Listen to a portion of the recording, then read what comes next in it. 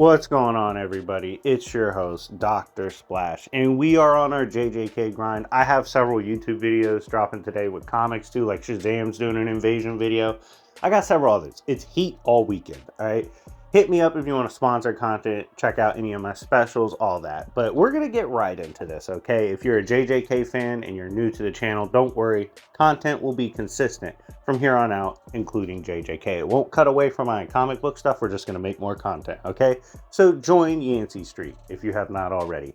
But this is a battle I think is very interesting because it's two of the biggest aura farmers in series history, and it's two of the strongest characters in series history.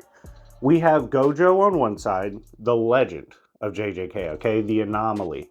And then on the other side, we have Dabura, a more recent character from JJK Modulo, this behemoth of an alien coming down to Earth that is now scrapping, and we're watching him fight Maharaga, okay? So if these two were to clash, I'm going to give my early perspective on who I think would come out on top if they ran into each other. So let's dive in. So first of all, we're going to talk about Gojo, okay? In the world of JJK, among sorcerers that can literally reshape the world at any moment, Gojo himself stood out among all. Now, granted, in the JJK lore, the Heian era was a lot stronger than the modern day era. However, Gojo was an anomaly of his time. He was someone that blatantly was stated by Sukuna to be just as strong as someone from past eras, okay?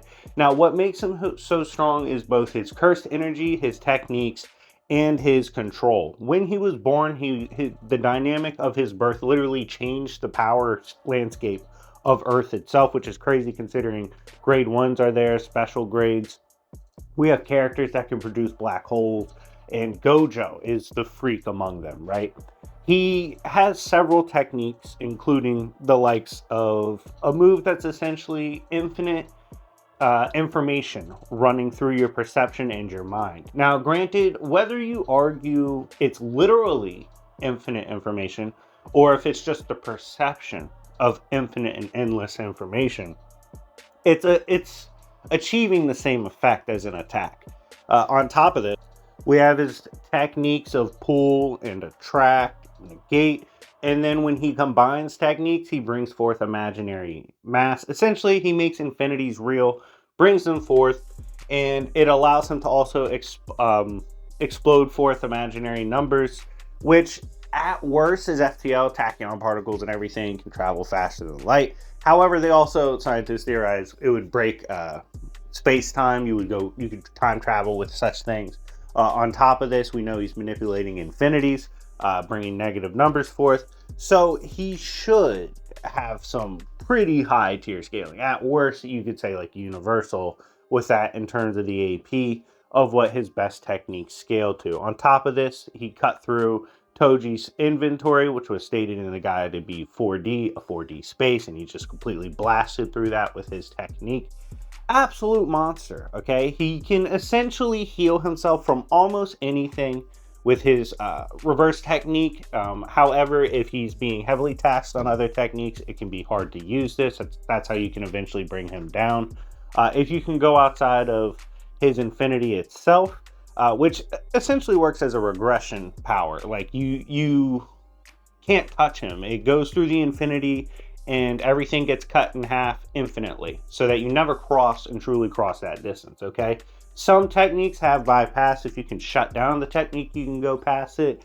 If you bypass infinity itself, just go outside of it and slash through it.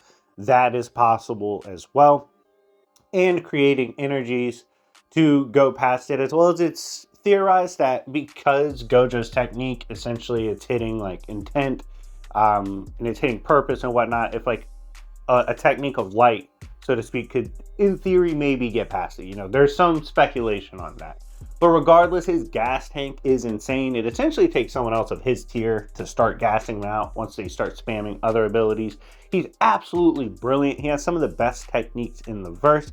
A legend, and was the big dog for the longest time, even gaining the respect of Sukuna after falling to him in battle. But as the legend, is Gojo enough for Dabura. Let's get into Dabura. Now, spoiler alert for those who have not read JJK Modulo, I think it's absolutely fire. Definitely check it out. Now, Dabura is an interesting character because he comes from an alien race, and although he is an absolute powerhouse, he is not someone inclined to battle. He does not want to fight. Rather, his sister has been placed under a curse, and he is essentially operating in a way now that he can't get her back because she'll die if he comes near him or if he inflicts damage on that person. So they're trying to get out of range and find people that can help them get rid of this technique. Now, though I said he's not inclined to fight, he does have to protect the people, as he made a promise to a friend he unfortunately had to kill in combat. But he made a promise he'd protect the people as they were space refugees. And so they pulled up to Earth. There's been some miscommunications, misunderstandings. Cursed spirits are essentially considered among his people.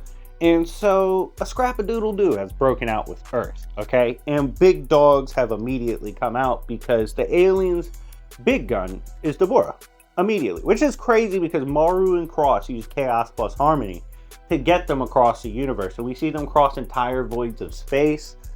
So this at least makes their jutsu MFTL, MFTL plus, because it took 2 years to cross voids of space across entire star systems, which is at least MFTL, MFTL plus, if we're not including the higher speed scaling we have for Gojo tiers, right?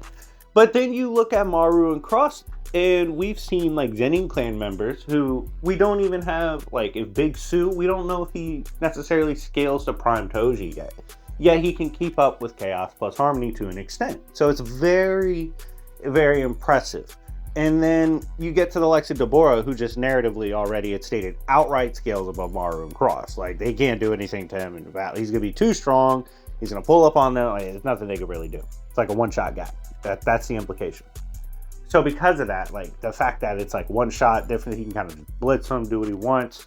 That's insane when we consider their scaling. And then it's stated multiple times already that this character in Dabura is actually a Sukuna level threat. That he's verbatim compared multiple times. In terms of his scraps, we've seen like even grade ones. Granted, this era is even softer than Yuji's era, which is crazy because they were kind of soft. But they're a little softer, but even they're like top tier sorcerers. He just like tried to use curse speech on Big Dabura. He just ignored that shit. Just walked through it. He's like, fuck off. And then we've seen him engage with Maharaga. Okay, now I have strong feelings about Maharaga. One of the most tragic cases of a jobber in modern history. Some people say he's not a jobber because you have to be really strong to beat him. Well, he only pops out to lose to people, to put them over. That's the definition of a jobber, whether you love it or not. However, Maharaga is a beast. And keep in mind, this is a Maharaga that has adapted and battled the likes of Gojo and Sukuna before taking on Dabura, right? And while he's fighting Dabura, they're going back and forth. We've seen the debut of one of his techniques, which was like a light-based slash technique, and it was going through Maharaga. He was getting back up and starting to adjust to it. And then we see he has another technique, which we can't even, as the readers, see the name for. This is interesting, right? Blacks out the name twice. But then the panel cracks, too, over the true name. Like, the panel itself cracks, and it happened twice. Do you guys put any weight behind that? It kind of reminded me of like Ichibei and the Yuha. Like, if you know, you know, if you've read Bleach. Like, it kind of reminded me of that. But let me know if you agree or disagree on, you know, there being some weight to that. Regardless, he's literally strong enough to kind of toy around with Maharaga and see what he's capable of, which is incredible. And essentially, Earth right now believes current day, or, you know, decades after the main story, Yuji, who's obviously gotten stronger, is who they would need to fight Dabura. So, with Dabura, even though, you know, he doesn't have a crazy amount of info on him, we've seen him do some stuff so far. With him out of the way, how do I see this fight playing out if Gojo was around to battle Dabura? First of all, I don't think either way we slice this cake, there's enough evidence to say either gets slapped, right? Like, that's why I think this is a dope topic. I don't think either slaps each other. I think Gojo is high enough within the verse. Like they do state that it might have been a little different if this was the Gojo Yuji era, right? Because those two were beasts. So he's in the conversation. So I definitely don't think like there's any really like stoppage for either side. And Dabura is obviously in the conversation as well, directly compared to Sukuna in modern day Yuji. Now he is fighting what should be a stronger Maharaga, not necessarily one-shotting it or anything, so we also do need to note that as well, but he's more than comfortable in the pocket. The light-based technique is an interesting conversation starter if we believe in the theory that that kind of technique could get past the infinity. Does he get past it? It's pretty hard to say, but I will say this. I think consistently being compared to a prime Sukuna threat, as well as being compared to modern Yuji, I think modern Itadori should scale above Gojo. I do believe that. I think he would be stronger. I believe at this current junction, unless something drastically changes, I think narratively, Dabura would be stronger than what Gojo was. I think it would be a fascinating battle, but I think Dabura's light and whatever the fuck it's called, those techniques, I think they'd be too much. I think he naturally probably is a little stronger, just as this divine powerhouse. They blatantly say there's no measurement system that is capable of being used on Dabura when he came to Earth. Like he's limitless compared to everything. He's just one of those god tiers, like a prime Sukuna, and I think that's just above Gojo. So if I had to bet my money right now, I would say Dabura would beat Gojo. But could he beat Sukuna? Prime Sukuna. Do you guys want to see me touch on that? Do you want to see me touch on a bunch of other JJK topics? Let me know in the comment section down below. I had a ton of fun rereading the series and catching up on Modulo. I'm looking forward to making more content, whether inverse or cross-verse.